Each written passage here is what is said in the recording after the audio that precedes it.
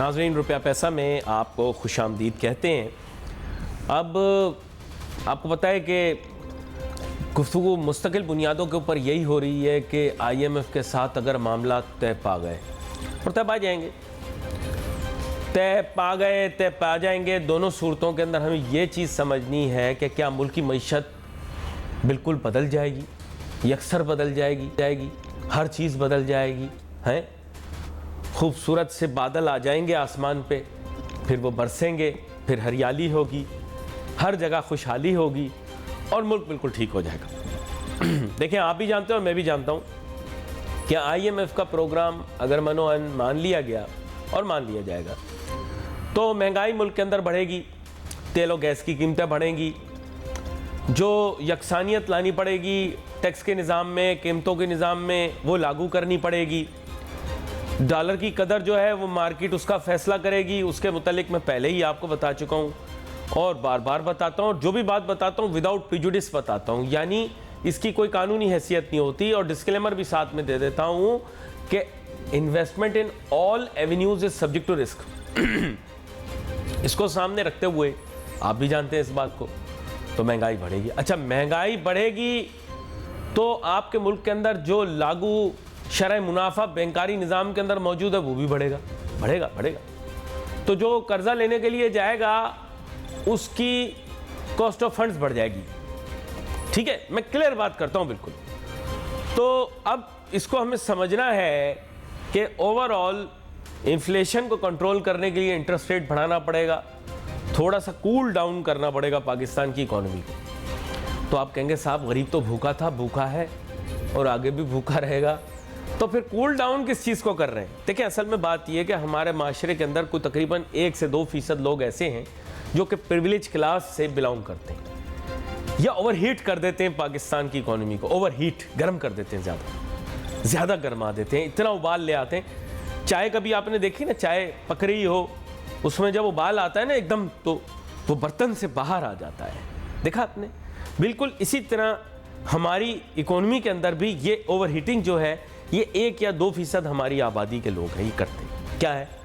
نئے brand new ٹیلی phone خریدنا، latest, حق ہے بھائی، اگر پیسے ہیں تو خرید رہے، ٹھیک، آزاد جدید معیشت کا اصول۔ گاڑیاں بالکل لیٹسٹ، آپ کہتے ہیں آپ ایک غریب ملک ہے، ہر بندے کے پاس 4x4 ہے، وہ چلا رہا ہے، ٹھیک ہے۔ تو بات کیا ہے؟ یہ ابال ہے، ابال کھا رہے ہیں، بڑے بڑے لگژری پروڈکٹس، گڈ، سب بہترین چیزیں آپ کے ملک کے اندر بکنا شروع ہو گئی، حیثیت حقیقت آپ کی کچھ ہے نہیں۔ تو آپ نے کیا کیا؟ اکانومی کو اوور ہیٹ کر دیا، اب یہ ابال کھا رہی ہے۔ اب وہ آگے سے کہہ رہے ہیں اچھا اس ابال کو کم کرنے کا طریقہ کیا؟ اوپر سے آپ نے دیکھا ہوگا چائے والا ٹھنڈا دودھ ڈال دیتا ہے، ابال۔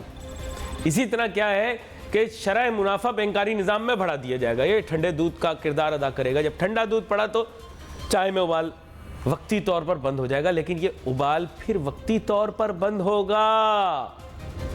در حقیقت اگر ہمیں چیزوں کو ٹھیک کرنا ہے تو ہمیں بالکل نیچے گراؤنڈ لیول پر جانا پڑے گا۔ آپ کی معیشت کا آوا کا آوا بگڑا ہوا ہے، آوے کا آوا بگڑا ہوا ہے۔ اب آپ کہیں گے صاحب آوے کا آوا کیوں بگڑا ہوا ہے؟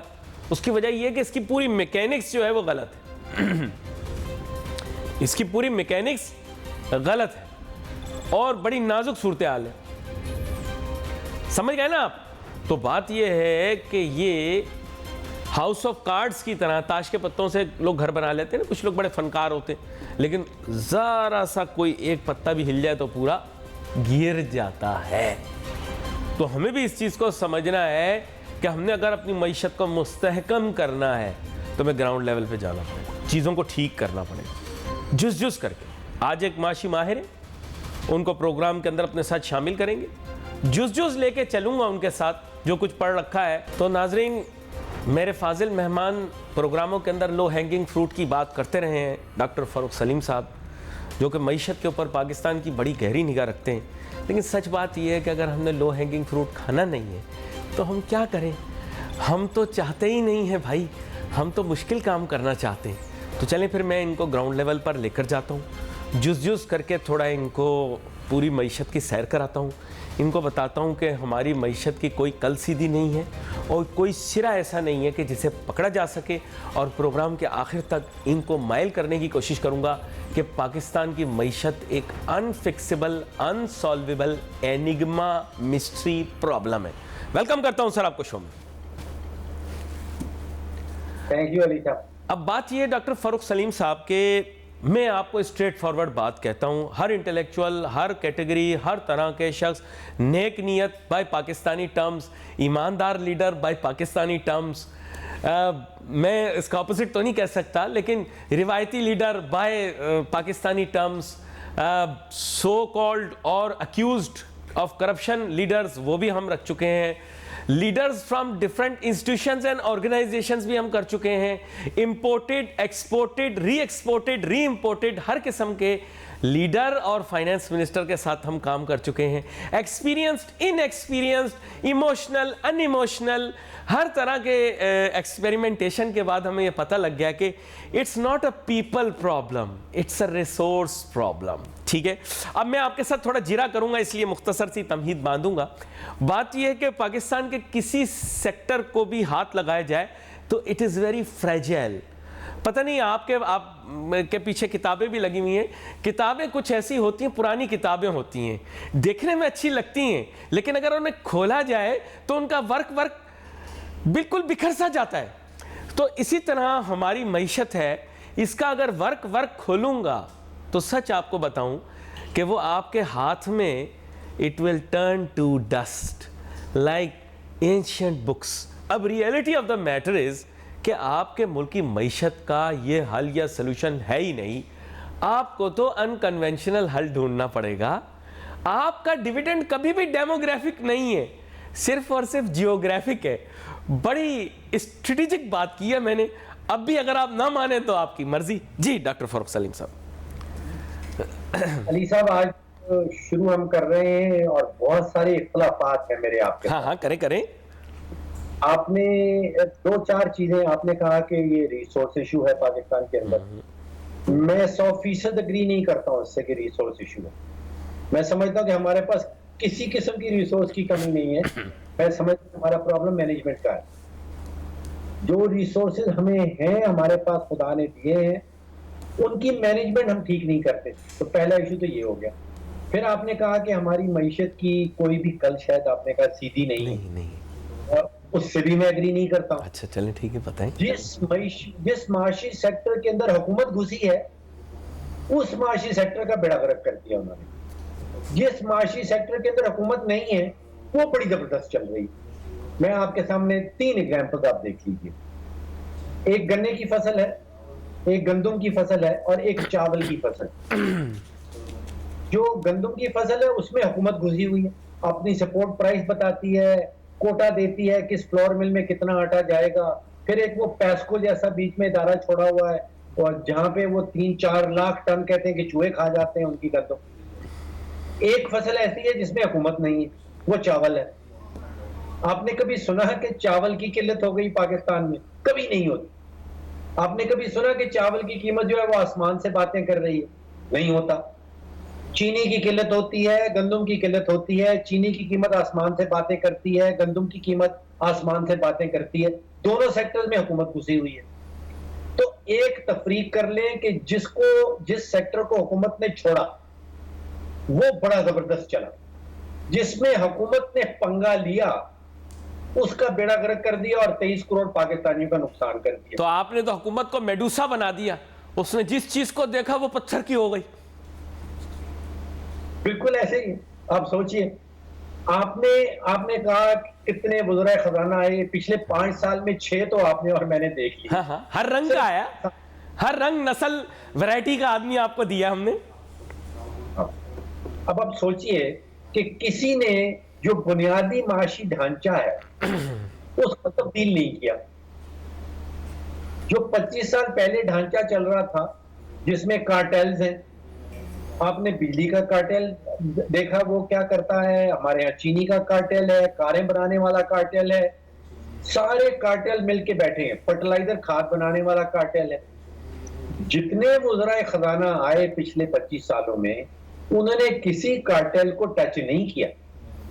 بنیادی معاشی ڈھانچہ وہی رہا. کسی نے گندم کی فصل کو ڈی ریگولیٹ نہیں کیا. کسی نے یہ نہیں کہا کہ گنے کی فصل کو ڈی ریگولیٹ کر دیں. بھائی جس کا دل چاہتا ہے چینی کی مل لگائے, جس کا دل چاہتا ہے گنا اگائے, جس کا دل چاہتا ہے جتنی مرضی چینی دنیا میں کہیں سے امپورٹ کر لے. حکومت کو کیا تکلیف؟ کسی نے یہ کام نہیں کیا. سر آپ نے سنا ہے ایک مشین ایجاد کی تھی ویسٹ والوں نے, اس کا نام ہے ATM, آٹومیٹڈ ٹیلر مشین. سر اس کے بغیر کوئی ملک کا نظام نہیں چل سکتا, سیاست نہیں چل سکتی. اب آپ خود سمجھ جائیں کہ ان دونوں چیزوں کا آپس میں کیا تعلق ہے. اب آپ نے تعلق کر دیا کہ حکومت ہے اور ان کے ساتھ ATM بیٹھے ہیں, اور تیسرا فریق آپ نے کر دیا 23 کروڑ, ان کو آپ بھول گئے. آپ کو بھی ATM کا زیادہ خیال ہے, حکومت کا زیادہ خیال ہے. وہ جو 23 کروڑ ہیں, جو گیم جس کو ہم کہتے ہیں ریورس رابن ہوڈ, آپ کو یاد ہے کہ وہ رابن ہوڈ کی ایک کہانی ہمیں سنایا کرتے تھے کہ وہ غریبوں سے پیسے چھینتا تھا, لوٹتا تھا اور غریبوں کی جیب میں ڈالتا تھا. امیروں سے چھینتا تھا, غریبوں میں ڈالتا تھا. ایک ہماری حکومت ہے, یہ ریورس رابن ہوڈ ہے. یہ غریبوں کی جیب سے نکالتی ہے اور امریکوں کی اور امیروں کی جیب میں ڈالتی ہے. اور علی صاحب آپ کو بھی یا ATM یاد رہتے ہیں اور یا حکومت اور وہ سیاستدان یاد رہتے ہیں. وہ 23 کروڑ پاکستانی جن کی جیبیں خالی ہو رہی ہیں, جن کی جیبوں سے پیسہ نکال کے امیروں کی جیب میں اور ATMs کی جیب میں ڈالا جا رہا ہے. اب دیکھیے آپ نے نقشہ تو بہت خوبصورت. اچھا ڈاکٹر فاروق سلیم صاحب, ایک بڑی عجیب سی بات کروں گا, آئی ڈونٹ نو آپ اس سے اگری کریں نہیں کریں. دیکھیں I share no personal relation with these ATMs, but آپ کو ماننا پڑے گا they are very good businessman. They are running their business very successfully. مطلب ایون بائی ادر ٹرمز, ٹھیک ہے وہ اس کے لیے خاص ایک انگریزی کا لفظ ہے لیکن وہ میں نہیں ٹی وی پر یوز کرنا چاہتا, but they are very visionary people. And by vision I hope you understand when I use the word vision, it matches with one of the things that are happening in this country.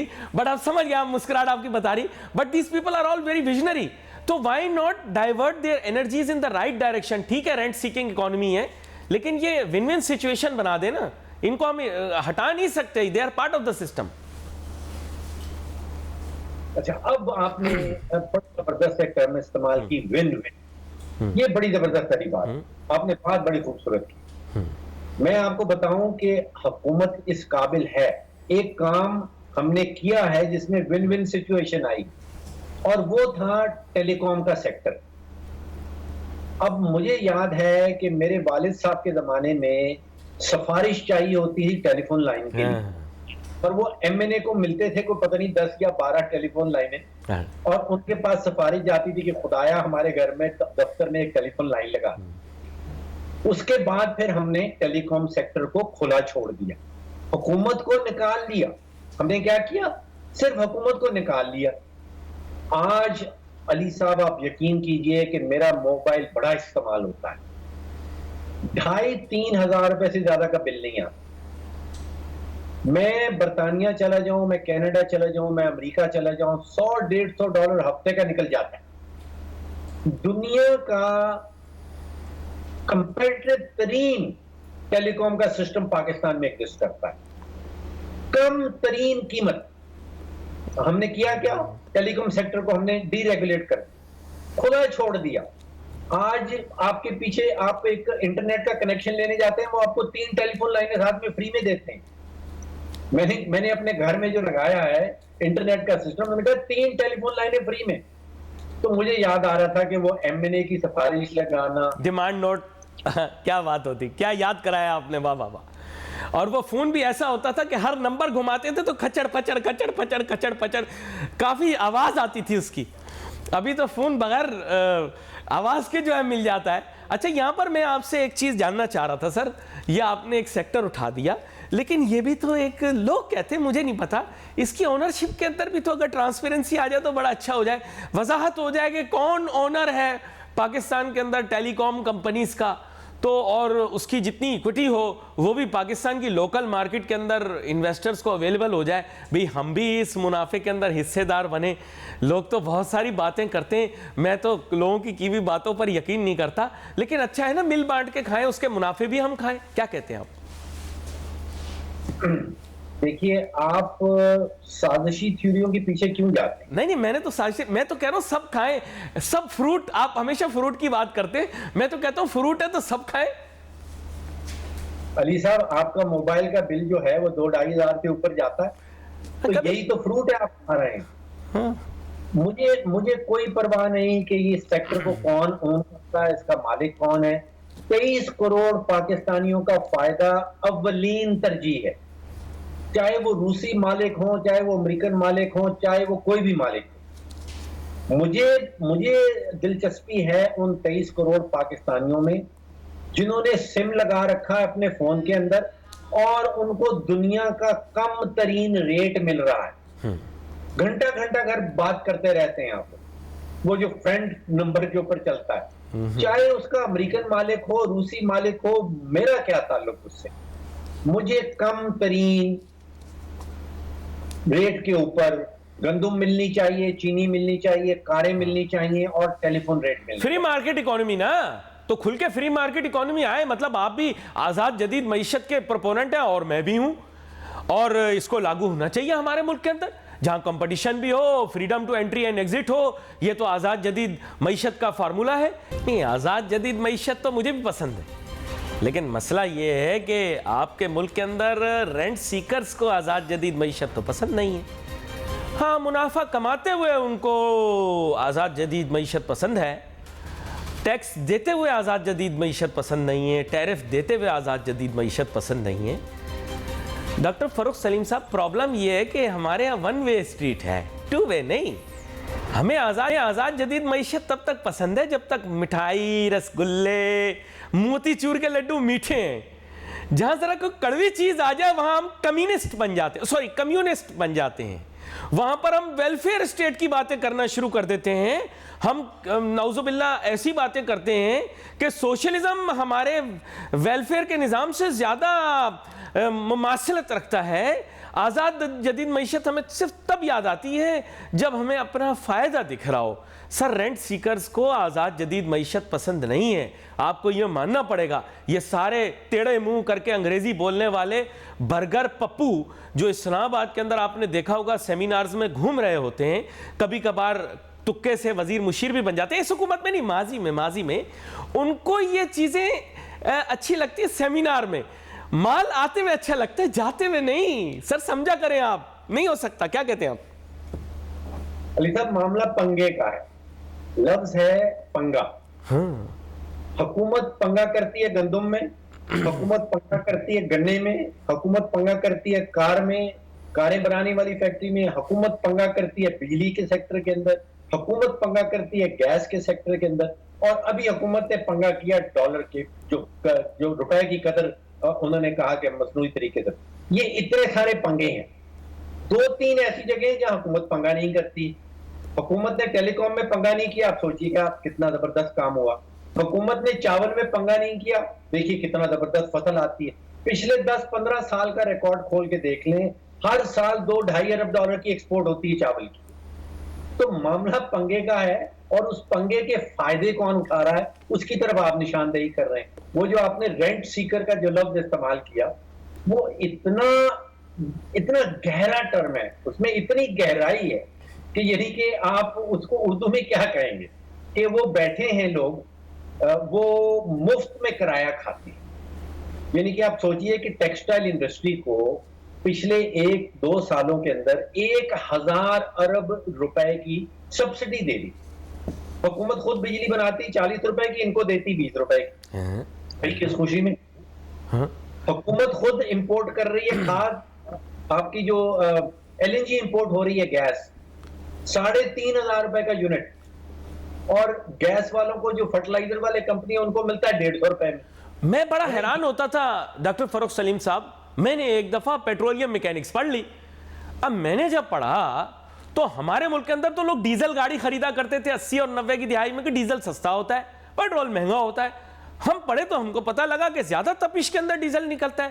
ہم نے کہا یہ سستا کیسے ہو گیا، وہ مہنگا کیسے ہو گیا. پھر ہم کو پتہ لگا کہ ایوب خان بھی اس ملک کے صدر رہے تھے اور ان کے دور میں انہوں نے اپنے علاقے میں ٹرانسپورٹر بڑے بنائے تھے. ڈیزل آج تک اسی لیے سستا زیادہ، پیٹرول مہنگا ہے. پھر آہستہ آہستہ سر دیکھیں نا IMF والوں نے ٹھیک کروایا کہ نہیں کروایا، کیا کہتے ہیں آپ؟ دیکھیے اس میں ڈیزل میں جو میں سمجھتا ہوں جو پرائمری آبجیکٹیو زمانے میں تھا وہ تھا کہ جو ایگریکلچر سیکٹر ہے جس میں ٹریکٹر چلتے ہیں ان کا کسی طرح سے ہے وہ فائدہ کیا جائے. دیکھیے حکومت نے جو دکان لگا رکھی ہے, آپ مجھے بتائیں کہ ایک دکان میں اگر آپ گیس خریدتے ہیں 3,500 کی اور اس کو بیچتے ہیں 150 روپے میں, تو کیا وہ دکان چل پائے گی؟ آپ ایک دکان لگا بیٹھے ہیں اس میں آپ بجلی بنا رہے ہیں 40 روپے کی اور وہی بجلی آپ بیچتے ہیں 20 روپے کی, مجھے بتائیں وہ دکان کتنی دیر تک چلے گی؟ IMF ہو یا نہ ہو, IMF کو بھول جائیں گا, یہ دکان چلنے کے قابل نہیں.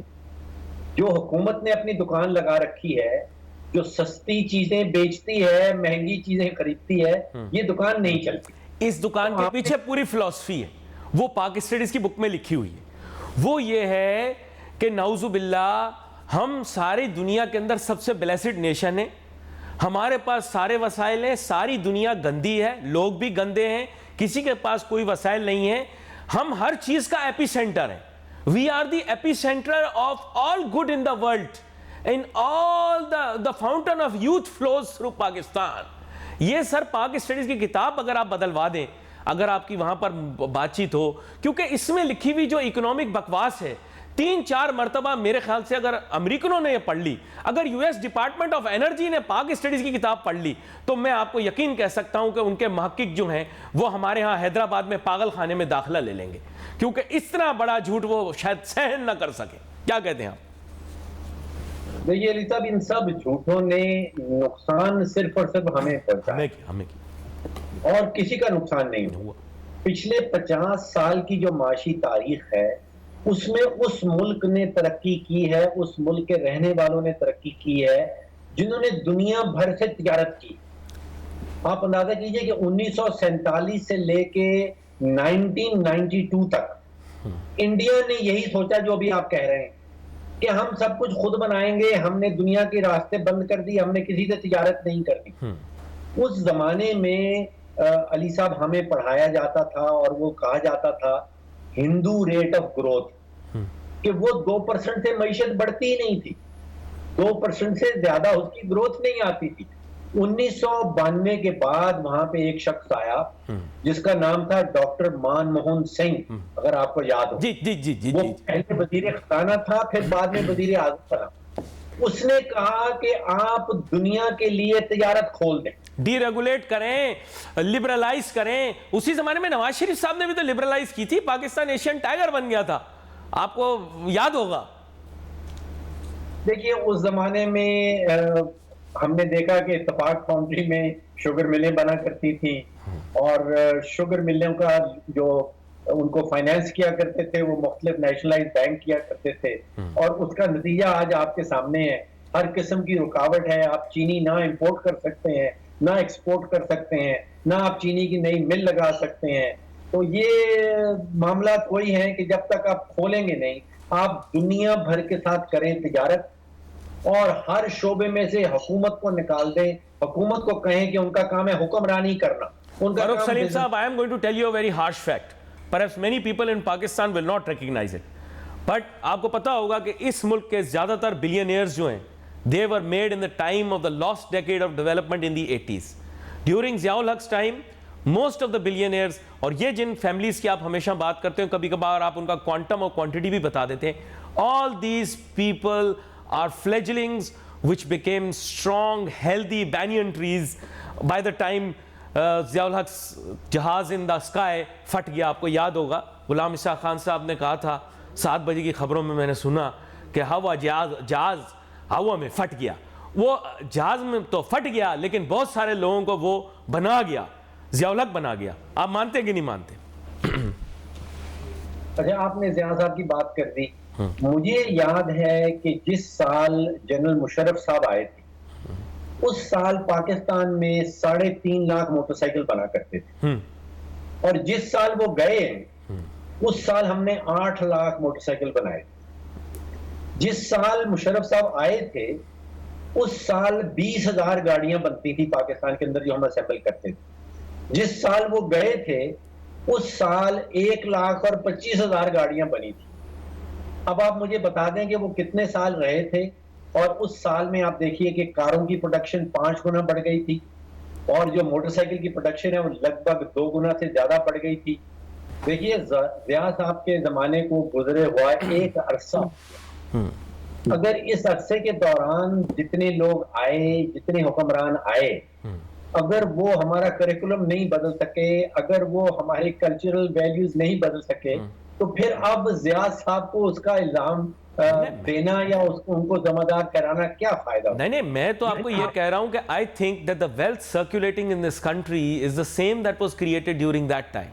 And beyond that, we have not been able to create wealth. Perhaps we've been able to import wealth in the sense that we have received funding from outside.